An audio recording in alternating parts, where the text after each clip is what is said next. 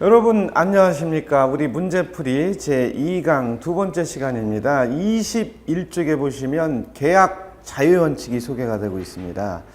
자, 계약 자유원칙이라는 것은 주로 네 가지입니다. 계약 해제 자유라는 것은 첫 번째, 계약의 자유라는 것은 첫 번째, 해제나 해지의 자유가 있는 것은 아닙니다. 그럼 뭐예요, 여러분? 그렇죠. 계약 체결의 자유, 그리고 내용 결정의 자유, 그리고 상대방 선택의 자유, 내용 결정의 자유, 그리고 방식의 자유, 네 가지를 포함하고 있습니다. 마음대로 계약을 해제하거나 마음대로 계약을 해제할 수는 없다. 그런 판례 나와 있고, 계약을 마음대로 해제하려면 그건 안 되는 거죠. 약정 해제, 법정 해제 이런 게 있어야 되는 거죠. 따라서 계약 자유원칙은 주로 네 가지입니다. 계약 체결의 자유, 상대방 선택의 자유, 그 다음에 내용 결정의 자유, 방식의 자유, 네 가지를 포함하고 있습니다. 자, 갑이라는 사람과 을이라는 사람이 매매 계약 등을 할 수가 있습니다. 계약 중에서 제일 많은 것은 매매 계약이죠. 갑 소유의 빌딩을 갖다가 매매 계약을 한다. 그러면 빌딩 소유자 갑이 매도인이고 사려는 사람 을이 매수인이죠. 이때 이 계약을 할 때는 바로 계약 자유의 원칙이 지배하고 있다는 겁니다. 자, 이런 것들은 너무 쉽기 때문에 시험 문제에 나올 가능성은 높지는 않아요. 그러나 우리가 시사하는 바가 있기 때문에 우리 간단히 해보기로 합니다. 자, 계약 자유원칙도 첫 번째 의의를 생각하게 됐죠. 의의라는 것은 계약을 체결할 때 당사자가 자유로운 의사에 따라서 청약과 승낙, 서로 대립하는 의사표시의 합의를 자유로운 의사에 따라서 형성하는 것을 말합니다. 여기에는 계약 체결의 자유, 상대방 선택의 자유, 내용 결정의 자유, 방식의 자유를 함축하고 있다. 요거죠? 그러면 두 번째 내용입니다. 내용. 자, 내용 첫 번째 계약 체결의 자유죠. 계약 체결의 자유. 자, 계약 체결의 자유란 이렇게 하시면 되죠. 계약 체결의 자유란 뭐뭇을 말한다. 이런 식으로 쓰셔도 돼요. 자, 계약 체결의 자유는 계약을 할 거냐 안 할 거냐, 할 거냐 안 할 거냐 이 자체가 자유다 그런 얘기죠. 계약 체결의 자유는 청약과 승낙, 서로 대립하는 의사표시 합의, 합치로 계약하는 건데 청약과 승낙 할 수도 있고 안 할 수도 있는 거죠. 이런 것을 우리는 계약 체결의 자유다 그런다는 거죠. 두 번째는요, 상대방 선택의 자유입니다. 계약을 체결할 때 우리 누구와 계약할 거냐, 매도인 갑과 계약할 거냐, 매도인 갑의 입장에서는 매수인 을과 할 거냐, 아니면 금액을 높이 쳐주겠다는 다른 사람과 할 거냐, 이런 것들은 자유입니다. 상대방 선택의 자유도 21쪽 맨 끝에 두 번째 줄 소개가 되고 있죠.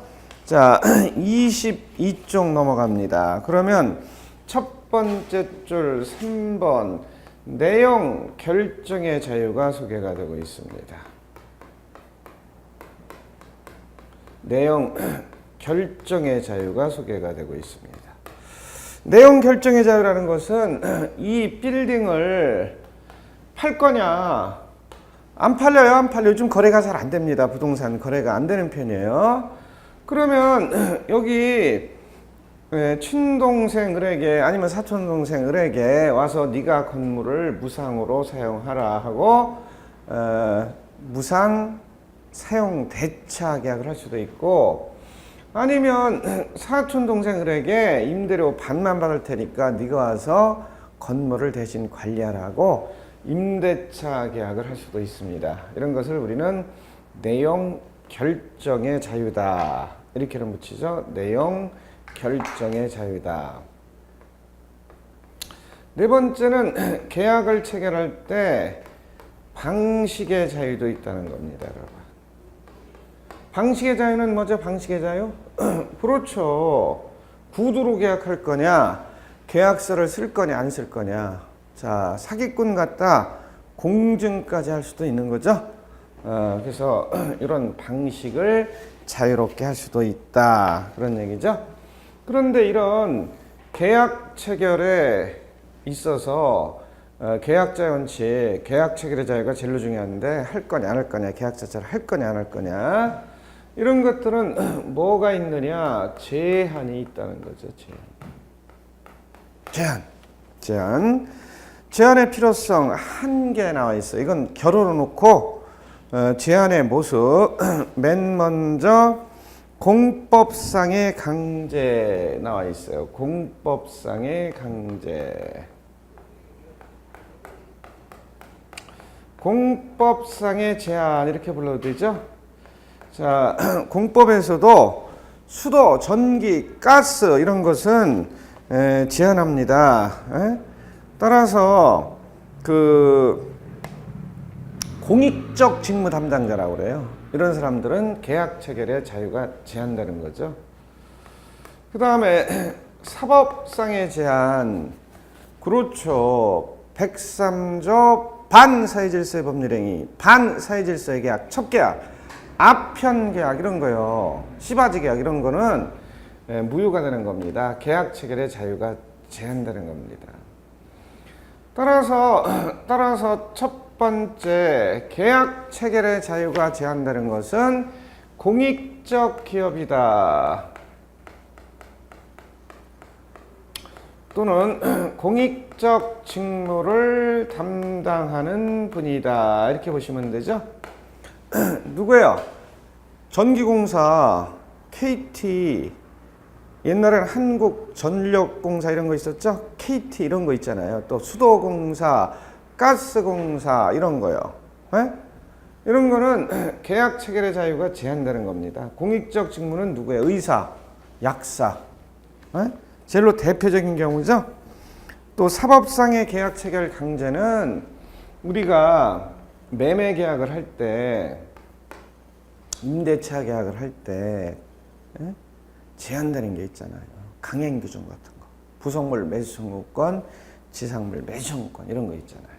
그건 좀 있으면 나요. 그런 거 아시는 분은 써줘도 되고 모르는 분은 안 써줘도 상관은 없습니다. 자, 그러면요. 두 번째는 상대방 선택의 자유에 대한 제한입니다. 이거는 우리 노조 가입을 이유로 한 고용거부는 금지가 되는 거죠. 노조 가입을 이유로 한 고용거부는 금지가 된다. 이게 가장 대표적인 거죠. 이거는 제한을 해야죠. 이건 안 되죠. 상대방 선택도 어느 정도껏 해야죠. 또 용모 단정한 여성이다. 남녀고용평등법 있죠. 키 얼마 이상 뭐 이런 건 제한이 됩니다. 키가 뭐 얼마 이상 안 되면 루저다. 한동안 말이 많았죠, 인터넷상에. 자, 그 다음엔 내용 결정의 자유에 대한 제한도 있죠. 이거는 반사회질서의 계약 얘기하는 거죠. 넓은 의미로 103조 반사회질서의 법률행위 그러죠. 이거는 뭐 얘기하는 거예요? 시바지 계약, 아편 계약, 살인청부 계약 이런 거죠. 이건 무효입니다. 무효. 제한이 되는 거죠. 또 104조 불공정한 계약, 불공정한 법률행위. 뭐죠? 시가의 3배 정도 객관적 요건, 주관적 요건 급부와 반대급부서 현저한 불공정, 공박, 경솔 또는 무경험 이런 게 있어야 되겠죠? 이런 건 무효입니다. 방식의 자유를 제한하는 거, 건설, 하도급 계약서 작성을 의무하고 있습니다. 하도급업자를 보호하기 위해서. 또 증여계약을 할 때도 뭐가 있습니까, 여러분? 증여계약을 할 때도. 그렇지. 부동산 증여계약은 증여계약서의 사용을 의무하고 있어요. 증여계약서의 작성을 의무하고 있어요. 부동산 계약 시. 이런 것들은 방식의 자유를 제한하는 거죠.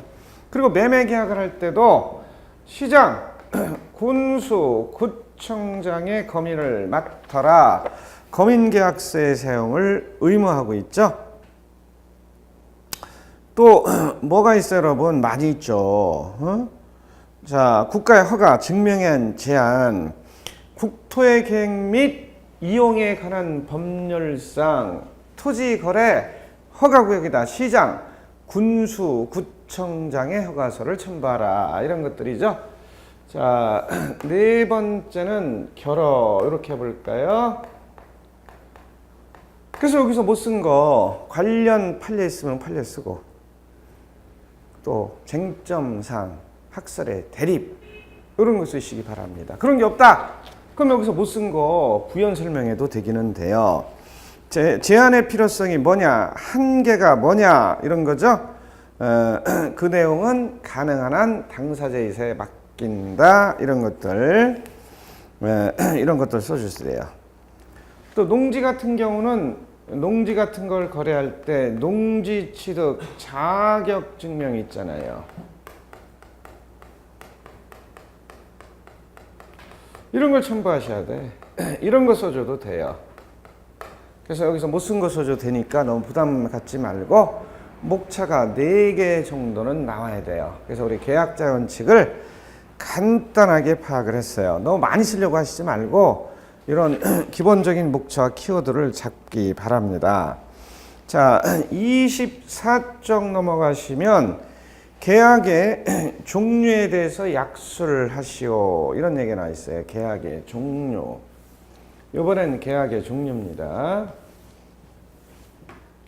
이번엔 계약의 종류입니다, 여러분.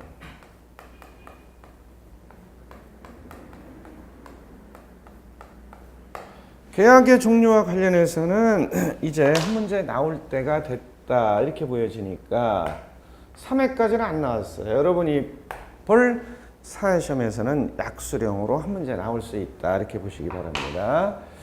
그럼 맨 먼저 전형계약과 비전형계약 이걸 하게 됩니다.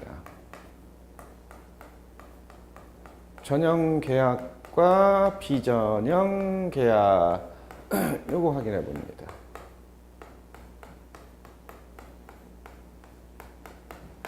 여기 전자는 민법 전자를 의미하는 겁니다, 여러분. 민법 전자. 따라서 민법전에 있으면 전형계약이 되는 거죠. 민법전에 들어있으면 전형계약이 되는 거죠. 민법전, 민법 조문을 얘기하죠. 거기 없으면 비전형계약이 되는 거죠. 전에 민법전에는 14종이었습니다. 그런데 여행계약이 추가되면서 현재 15종으로 늘어났다. 이렇게 보시기 바랍니다. 따라서 민법전에 규정돼 있으면 전형계약이고 민법전에 규정 안 돼 있는 계약은 비전형계약이다. 이렇게 보시기 바랍니다. 그럼 맨 첫 번째 우리 민법전에 들어있는 거 전형계약을 생각해 봅니다. 전형계약. 맨 첫 번째 전형계약. 자, 답안지에 쓸 때는 전형계약이란 민법전에 규정되어 있는 14종의 계약을 말하는데 민법 개정으로 인하여 여행계약 한 가지가 추가가 돼서 15종의 계약을 말한다. 이렇게 간단하게 쓰셔도 관계가 없어요. 너무 어렵게 생각하고 외워서 암기해서 많이 쓰려고 하지 말고 이해를 해서 간단하게 풀어 쓰는 거 이게 좋습니다. 왜? 보구술에도 못 써요. 많이 쓰려고 하시지 말고. 어? 내 머릿속에서 나와서 간단하게 풀어 쓰는 거 그거 연습하시는 게 좋습니다. 그럼 뭐 얘기하는 거예요? 그렇죠. 매매 계약, 증여 계약, 교환 계약, 또 뭐 얘기하는 거예요? 임대차 계약, 사용 대차 계약, 사용 대차 계약, 소비 대차 계약, 소비 대차 계약. 그다음 뭐가 있을까요, 여러분? 고용 계약, 고용 계약, 위임 계약, 임치 계약,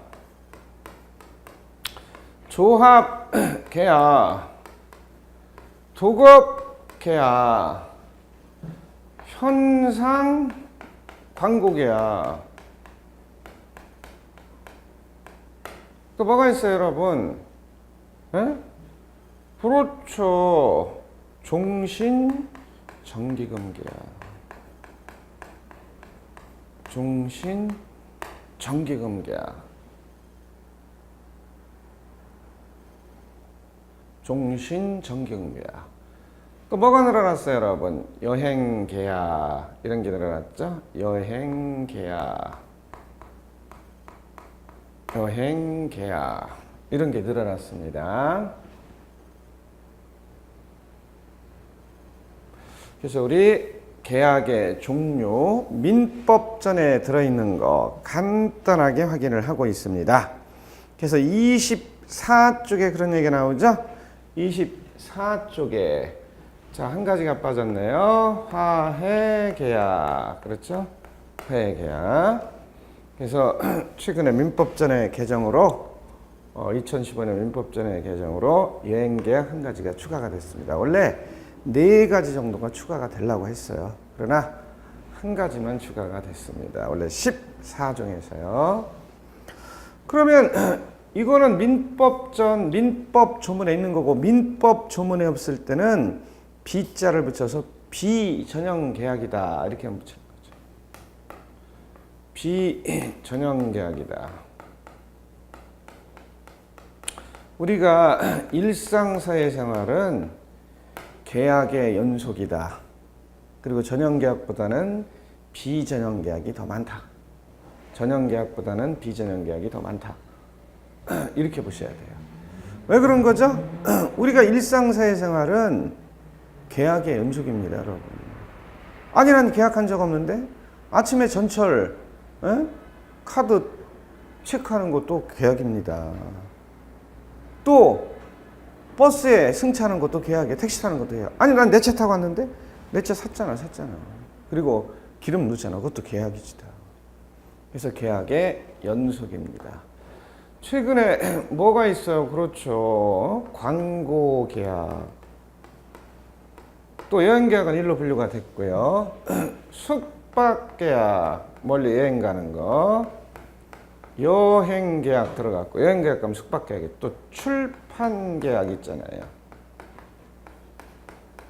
또 최근에 리스 계약 이런 것도 많이 합니다. 또 팩토링 계약 이런 것도 많이 하죠.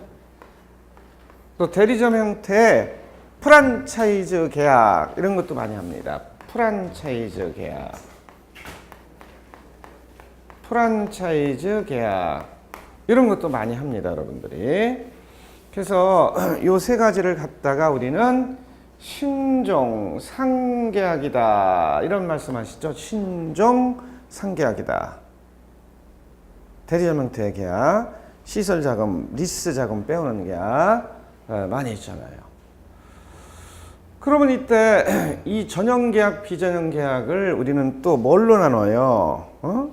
24쪽에 가시면 혼합 계약 나와 있죠? 혼합 계약은 모르셔도 되고요. 25쪽에 가시면 두 번째 줄 2번 쌍무 계약과 편무 계약 소개가 되고 있죠? 쌍모계약과 편모계약 소개가 되고 있습니다. 쌍모계약과 편모계약. 자, 쌍모계약이라는 것은 계약 당사자 쌍방이 서로 대가 있는 채무를 부담하는 계약이에요. 계약 당사자 쌍방이 서로 대가 있는 채무를 부담하는 계약입니다. 매매 계약하시면 매도인도 목적물 부동산 계약이다. 부동산을 인도하고 등기해줄 채무를 부담하고 매수인은 대금 지급 채무를 부담하잖아요. 그래서 계약 당사자 쌍방이 채무를 부담하는 계약입니다. 편모 계약은요. 계약 당사자 한쪽 편 일방만이 채무를 부담하는 계약입니다.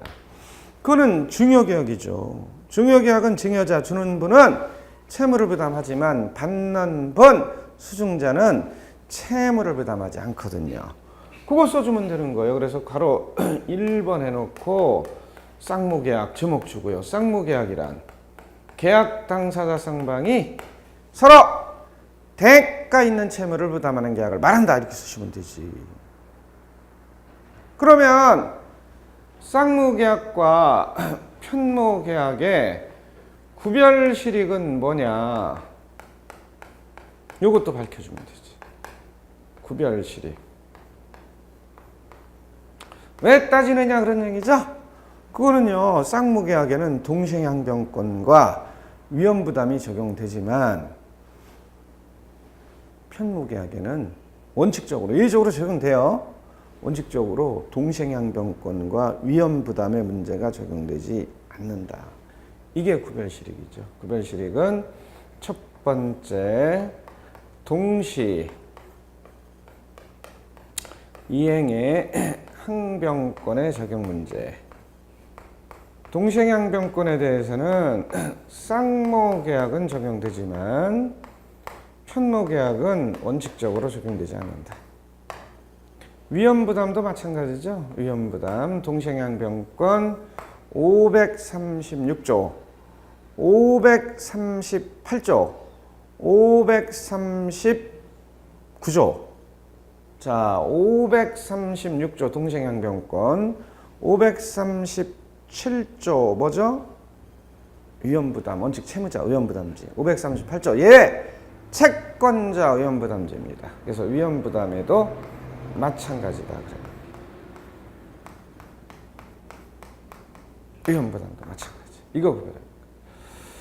자, 편모계약이란 쌍모계약이란 계약 당사자 쌍방이 서로 대가 있는 채무를 부담하는 계약을 말한다. 쌍모계약이란 계약 당사 쌍방이 서로 대가 있는 채무를 부담하는 계약을 말한다. 이거죠? 네. 편모계약은요. 편모계약이란 계약 당사자 한쪽 편은 채무를 부담하지만 계약 당사자 다른 한쪽 편 일방은 채무를 부담하지 않는 계약을 말한다. 요거죠?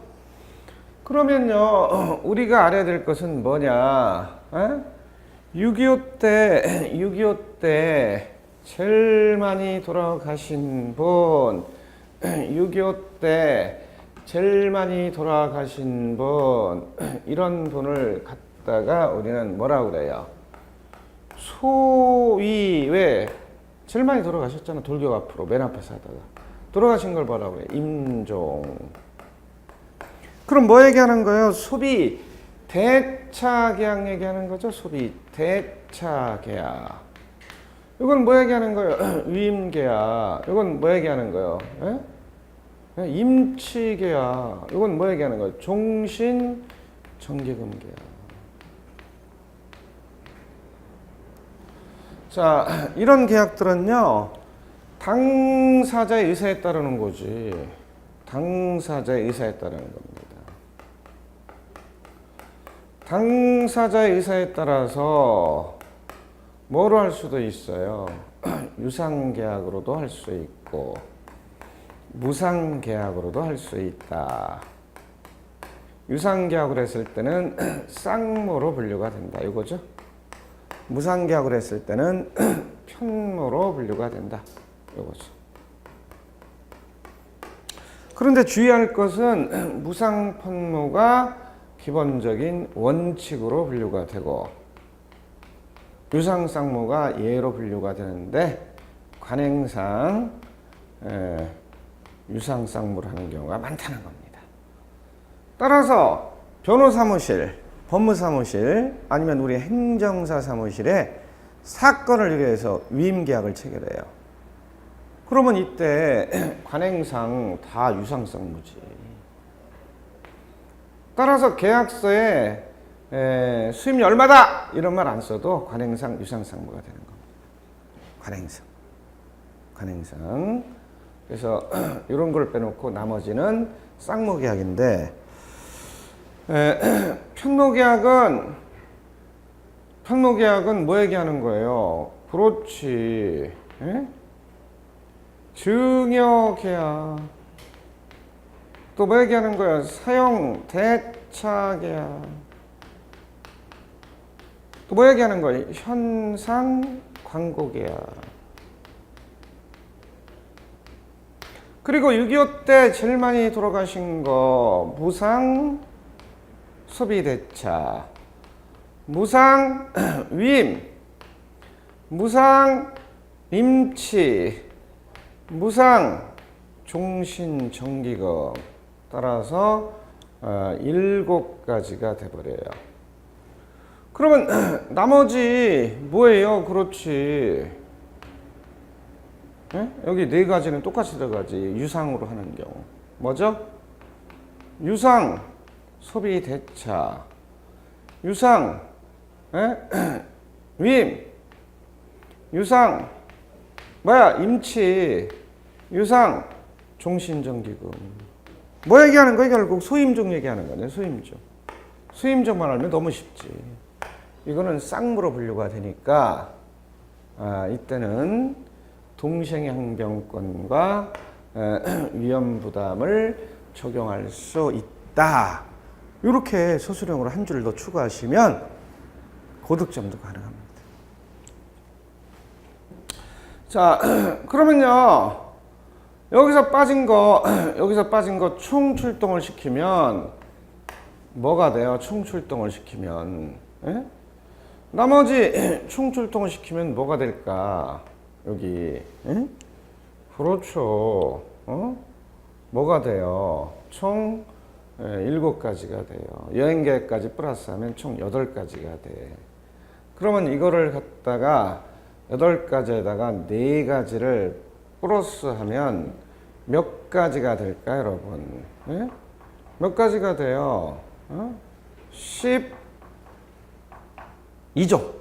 12가지가 됩니다.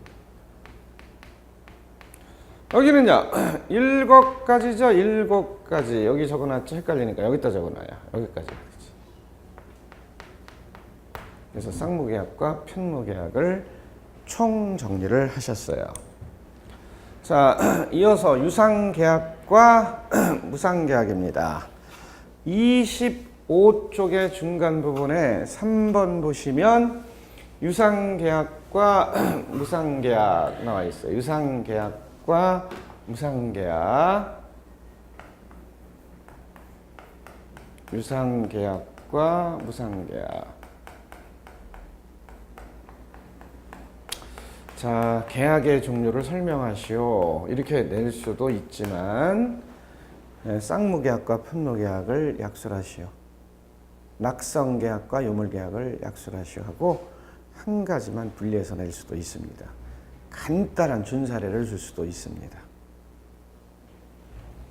그러면 유상계약이라는 것은 계약 당사자 쌍방이 서로 대가 있는 출연을 하는 계약이기 때문에 쌍무와 유사하고, 무상계약이라는 것은 계약 당사자 한쪽 편은 출연을 하지만 다른 한쪽 편은 출연을 하지 않기 때문에 편무계약과 유사합니다. 따라서 쌍무냐 편무냐 하는 계약의 분류는 어디서 나온 거예요? 채무, 부담, 여부에 따른 분류예요. 쌍방이 채무를 부담하느냐, 일방이 채무를 부담하느냐. 그럼 여기는요. 쌍방이 출연을 하는 거냐, 일방만이 출연하고 다른 일방을 출연을 안 하는 거냐, 여기에 따른 분류예요, 여러분. 따라서 유상계약이란 계약 당사자 쌍방이 서로 대가 있는 출연을 하는 계약을 말한다. 그럼 무상계약은요. 계약 당사자 한쪽 편 일방은 출연을 하고 계약 당사자 일방 다른 한쪽 편은 출연을 하지 않는 계약을 말한다 이겁니다. 그러면 구별실익은요. 요거는 유상계약에는 매매에 관한 규정을 준용하므로 담보책임, 매도인의 담보책임을 적용하는데 유상계약에는 매도인의 담보책임을 적용하지 않는다. 이것이 구별실익입니다. 이것이 구별실익입니다. 자, 그러면 우리 유상계약과 무상계약에 있어서 유상계약의 젤로 대표적인 건 매매죠. 무상계약의 젤로 대표적인 건 역시 증여계약이죠. 쌍무와 편무와 마찬가지로. 그리고 6.25 때 제일 많이 돌아가신 분 소위 임종계약.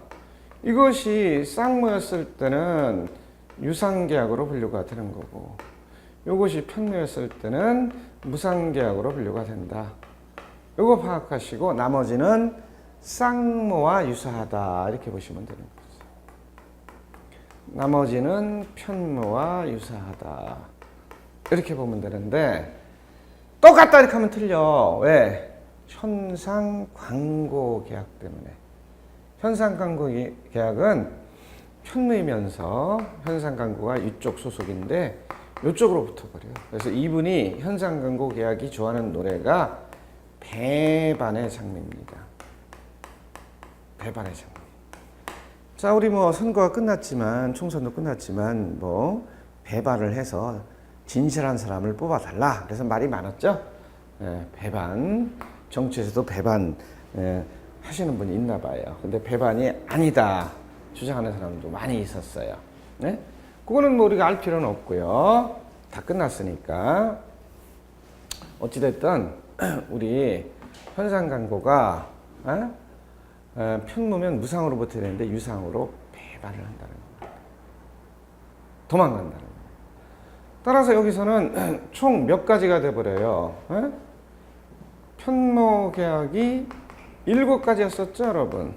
근데 한 개를 빼야 돼. 일로 도망갔으니까.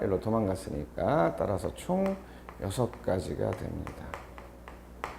총 6가지가 돼요.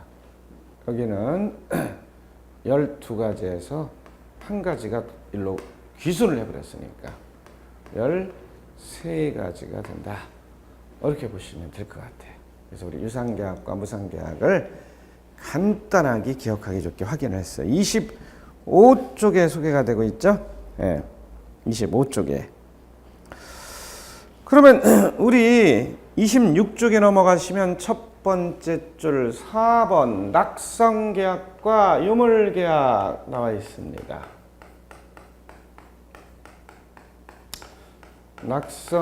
낙성계약과 유물계약을 약수로 하시오. 이렇게 분리해서 시험 문제 약수령으로 나올 수도 있고 간단한 사례를 추가해서 사례형, 준사례형으로 나올 수도 있다 말씀을 드렸죠. 그러면 첫 번째 낙성계약이 뭐냐? 요거는 청약과 승낙 서로 대립하는 의사표시 합의 합치로 이루어지는 계약이죠. 그러면 여기 총 15종의 계약인데 이 중에서 한 가지 계약이 좋아하는 노래가 뭐예요? 현상 광고 계약. 배반의 장미. 따라서 여기는 배반을 해서 올라와야 돼. 무슨 계약으로? 유물 계약으로. 그럼 요물계약이라는 건 어떤 뜻이에요? 청약과 승낙 서로 대립하는 의사표시 합의, 합치 이거 가지고는 부족하다는 겁니다. 그럼 뭐가 있어야 돼요? 뭐가 있어야 돼요? 그렇지. 예? 대금 지급해야 돼. 여기는 대금 지급 안 해도 계약이 성립한다는 겁니다. 따라서 낙성계약은 계약금을 지급하지 않은 상태에서도 계약이 성립한다. 요거 한 줄 써주면 좋습니다. 어떤 분은 부득부득 계약금을 줘야 계약이 성립한다. 그거 안 해요. 네? 따라서 대금 지급을 해야 성립하면 요물계약이에요. 아니면 물건의 인도, 물건을 지급해야 계약이 성립해요. 아니면 어떤 광고에 지정한 행위를 완료했을 때 계약이 성립하면 요물계약입니다.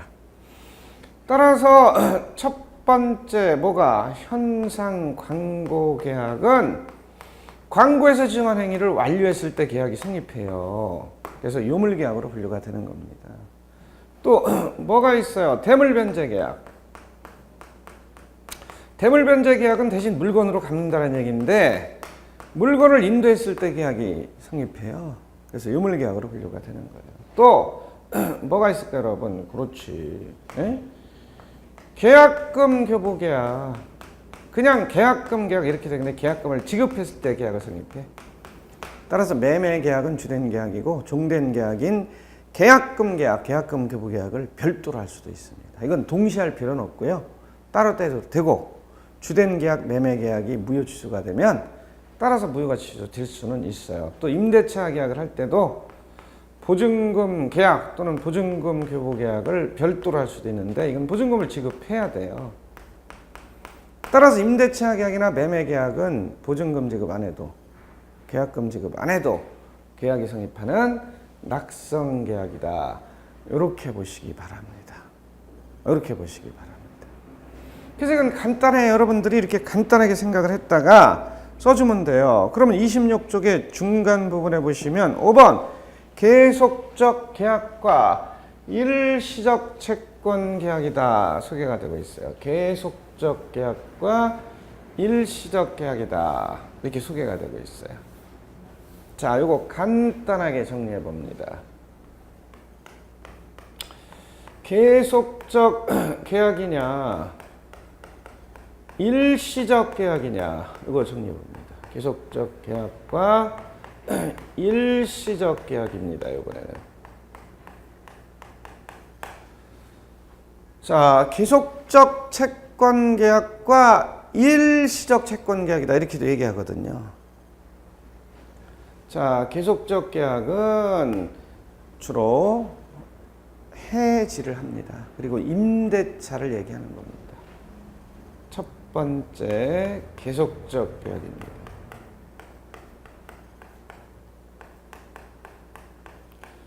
계속적 계약은 뭐 얘기하는 거예요? 임대차 계약, 소비 대차 계약, 사용 대차 계약, 보용 계약, 위임 계약, 임치 계약, 조합 계약, 종신 정기금 계약이에요. 근데 종신 정기금 계약은 계속적 계약 소속이지만 727조에서 종신 정기금의 특성상 해제를 한다는 겁니다. 왜? 계속적 계약은 해지를 하는 게 맞아요. 약정 해지와 법정 해지가 가장 대표적인 경우죠. 묵시적 해지, 합의 해지 이런 것도 있을 수 있지만 그럼 이때 해지를 하게 되면 뭐가 있으므로 장래를 향한 이력이지. 소급표가 없어요. 해지한 때 그때부터 무효가 됩니다. 해지한 때 그때부터 무효가 됩니다. 그리고 이행 전이면 이행할 필요가 없고 이미 이행을 했다면 부당이득 반환이나 원상 회복의 문제는 발생하지 않습니다. 연체된 차임은 돌려줘야 돼. 그래서 우리는 청산 의무다 그래요. 청산 의무다 이렇게는 붙이죠. 그러면 일시적 채권 계약은요. 이거는 매매,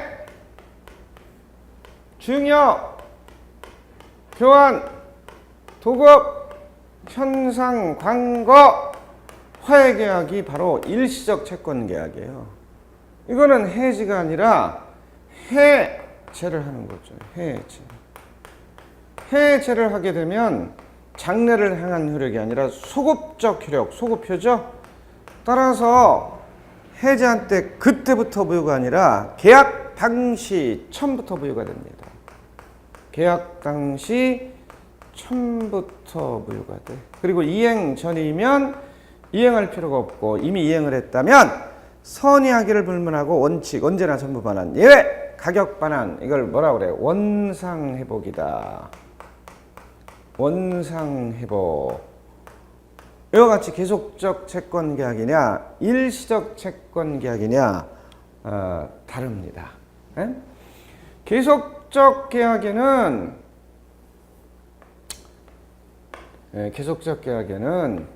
사정 변경의 원칙이 강하게 고려가 됐단 말이죠. 그런데 최근 판례들은 일시적 채권 계약에도 사정 변경의 원칙을 적용한다는 판례 이런 거 나와 있잖아요. 이 판례는 우리 다음 시간에 기회가 있으면 설명을 할 테니까 우리 간단하게 여러분들이 정리를 하시기 바랍니다. 우선 계약의 종류가 나왔을 때 만약에 계속적 계약과 일시적 채권 계약을 약술하시오 이렇게 나왔어요. 아니면 간단한 사례를 주고 판례형 사례. 그럼 이거 기본적으로 필수적으로 여러분들이 써 주셔야 돼요, 여러분. 자, 그러면요, 우리 27쪽에 보시면 중간 번호 예약과 본계약, 그 다음에 맨 끝에 유인계약이냐, 무인계약이냐, 이런 것도 소개가 되고 있는데, 이런 것들은 여러분들이 확인을 하시기 바랍니다. 자, 그러면 우리 28쪽의 계약의 성립은 우리 다음 시간에 제3강 시간에 하기로 하고 계약의 종류를 마치기로 합니다. 계약의 종류로 크게 낼 수도 있지만 유상계약, 무상계약, 아니면 쌍무계약, 편무계약, 아니면 낙성계약과 유물계약 이렇게 한 파트를 떼서 준사례로 집어넣고 시험 문제로 나올 가능성이 있느냐? 한 문제 정도 나올 수 있다고 봐야죠. 1, 2, 3에 안 나왔어요. 이제 시험 문제 낼 게 없어요, 여러분. 그래서 한 문제 정도 나올 수 있으니까 그리고 계약의 종류를 파악하시면 계약법 근간을 이해할 수 있고 계약법 전체를 파악하는 데 도움이 돼요. 자, 제 2강 수업은 여기까지입니다, 여러분. 수고하셨습니다.